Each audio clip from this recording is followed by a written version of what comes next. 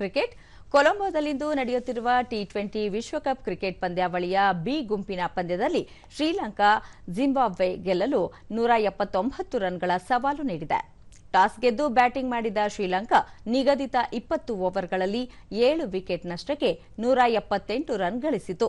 ಶ್ರೀಲಂಕಾ ಪರ ಪಿ ನಿಸ್ಸಾಂಕ್ 62 ಮತ್ತು ಪವನ್ ರತ್ನಾಯಕೆ 44 ರನ್ ಗಳಿಸಿದರು. ಇದಕ್ಕೂ ಮುನ್ನ ಇಂದು ಬೆಳಗ್ಗೆ ಕೋಲ್ಕತಾದ ಈಡನ್ ಗಾರ್ಡನ್ಸ್ನಲ್ಲಿ ನಡೆದ ಸಿ ಗುಂಪಿನ ಪಂದ್ಯದಲ್ಲಿ ಇಟಲಿ ವಿರುದ್ಧ ವೆಸ್ಟ್ ಇಂಡೀಸ್ 42 ರನ್ಗಳಿಂದ ಜಯಗಳಿಸಿದೆ. ಮೊದಲು ಬ್ಯಾಟ್ ಮಾಡಿದ ವೆಸ್ಟ್ ಇಂಡೀಸ್ ನಿಗದಿತ 20 ಓವರ್ಗಳಲ್ಲಿ 6 ವಿಕೆಟ್ ನಷ್ಟಕ್ಕೆ 165 ರನ್ ಗಳಿಸಿತ್ತು. ಗೆಲುವಿನ ಗುರಿ ಬೆನ್ನತ್ತಿದ್ದ ಇಟಲಿ 18 ಓವರ್ಗಳಲ್ಲಿ ತನ್ನೆಲ್ಲ ವಿಕೆಟ್ ಕಳೆದುಕೊಂಡು 123 ರನ್ಗಳನ್ನು ಮಾತ್ರ ಗಳಿಸಿತು. ಸಂಜೆ 7 ಗಂಟೆಗೆ ಚೆನ್ನೈನ ಚಿದಂಬರಂ ಕ್ರೀಡಾಂಗಣದಲ್ಲಿ ಅಫ್ಘಾನಿಸ್ತಾನ ಮತ್ತು ಕೆನಡಾ ತಂಡಗಳು ಸೆಣಸಲಿವೆ.